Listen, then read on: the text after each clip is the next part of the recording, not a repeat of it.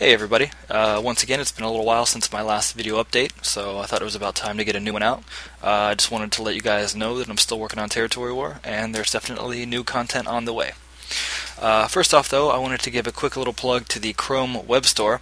I recently uploaded Territory War 3 there, and if you guys could stop by and give it a review or a rating or an install, that would be greatly appreciated.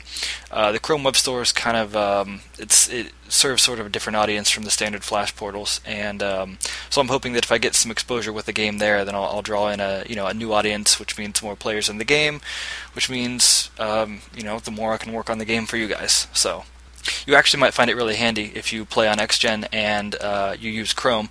It's called an app on the site, but it really just means that it basically installs a bookmark for you, and they treat it like an app like you would see in the Apple App Store or Android or whatever.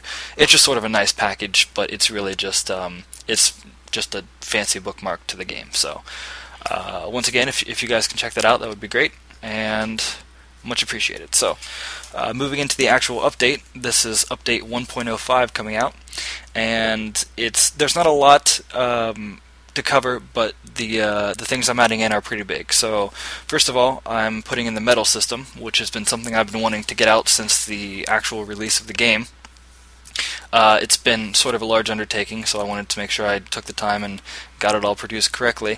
Basically, the medals are they will be another section that shows up on your profile in between recent matches and your weapon stats, and they more or less act like achievements, like you would get on Xbox or medals on PlayStation or trophies or whatever.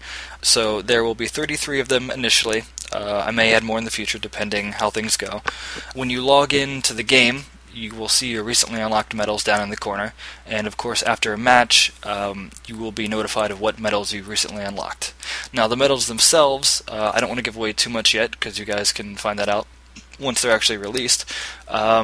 But the medals are both stats-based and condition-based. What I mean by that is that, for example, some medals are based on the stats you have. So let's say there's a medal for earning 1 win, or earning 10 wins or 25 wins. When you first log into the game, those will be retroactively activated. So if you already have 100 wins and you log in, you're going to get all the medals for those wins. It's not like you have to get 100 wins on top of that. So those are the stat-based ones. The conditional ones, though, or contextual, kind of depend on the match. So for example, one of them involves killing someone with a grenade that has spin applied to it. So even if you've done that in the past, you won't get the medal for it because that's not something we actually store in the database. We have grenade kills, but we don't track grenade kills with spin applied. So things like that you'll basically have to reperform in a match to actually unlock the medal. So apologies in advance if anyone finds that annoying, but there's not really much we can do about it. Also, I sort of figure it's not really fun if you were to just log in and have all of the medals unlocked instantly, so that'll at least give you something to kind of play with and work toward. So, you also probably noticed that up in the right-hand corner, there's something called skill rank, and skill rank is the next major part of the update. And in case you were unaware, skill rank has actually been functioning so far, but in a beta sense. So whether or not you guys have noticed, if you've logged into your profile pages, down in the gameplay section, it actually says skill rank parentheses beta and gives you a skill ranking number. So that system will basically continue into this update, except I'm going to reset the skill ranks, and I'm going to show the rankings more prominently, like on the home screen here. And also when you log into the lobby, skill rank will now be listed on top of wins and losses. So, for anyone unfamiliar with the skill rank system, I'll give a basic rundown. I have a full example and explanation on Territory War board, so I'll put the link up for that. But the basic idea is that your skill rank will change based on the skill rank of the people that you fight. As in, if you fight someone ranked higher than you and you beat them, you will gain more skill points. And if you fight someone lower than you and beat them, you will gain less skill points because you're effectively battling a player of less skill. This basically encourages people of higher ranks to fight each other and not just, pick on newcomers to get free wins and experience. It also means that you can't really boost your skill rank because in order to get your skill rank higher, you need a higher ranked account. And if you keep using accounts to battle each other, then their skill ranks will keep balancing out and you won't really gain any effect from that. The way it works is that everyone starts with 2000 skill rank, and if you're in a similar skill rank as someone else, then basically about 25 points are put on the line. So whoever wins and loses, the winner gets 25, the loser loses 25, and that's your new skill rank. Now, once we move out of that close range, the ranks start changing. So if a higher ranked person fights a lower ranked person, like I said before, you're going to get, if the higher ranked person wins, you might get 1 or 5 skill points. It's going to be a lot less. Whereas if the lower person wins, then they're going to get proportionally much more. Someone of a lower rank fighting a higher rank might stand to gain 50, even 100 points. So again, the idea here being that this number more accurately reflects your actual skill at the game. It's not just the number of wins, it's not just your experience points. So this is something that's been requested in the past. I hope this really adds a more I hope this gives the game a lot more credibility. So people playing, they want to play for that high skill rank to show others that there's more or less proof that they've not only have they won a lot of matches, but they're consistently good at winning, or they can beat people ranked higher or close to they are. So yeah, I really hope that turns out well. The one thing I'm sort of afraid of is I don't want to stifle the match system where people are less likely to play because they're more worried about damaging their skill rank. I can see that being an issue, but hopefully that's not a huge deal. So I'll put this out with the next update, and we'll just see how the numbers play out from there.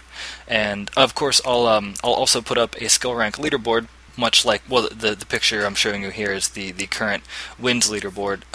The skill rank leaderboard will look the same, but obviously we'll print out your skill rank and will be organized based on who has the highest rank.